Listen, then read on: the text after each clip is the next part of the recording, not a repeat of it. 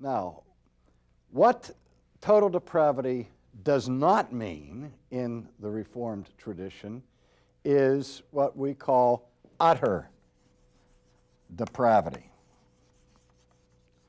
Utter depravity.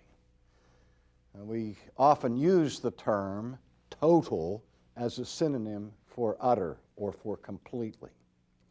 And so the notion of total depravity conjures up the idea that every human being is as bad as that person could possibly be. You might think of some arch fiends of history like Adolf Hitler and say there was absolutely no redeeming virtue left in the man. But I suspect that he had some affection for his mother, and as wicked as Adolf Hitler was, we can still conceive of his being even more wicked than he actually was. And so the idea of total depravity doesn't mean that every human being is as wicked as they could possibly be, but rather it means that the fall is so serious that it affects the whole person.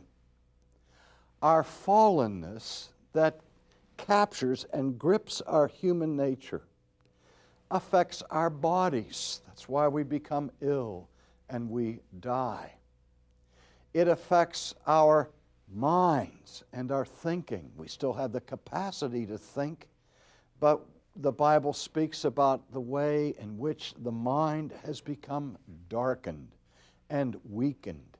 The will of man is no longer in its pristine state of moral power, but the will, according to the New Testament, is now in bondage. We are enslaved to the evil impulses and desires of our hearts. And so the mind, the will, the spirit, the whole person has been infected by the power of sin.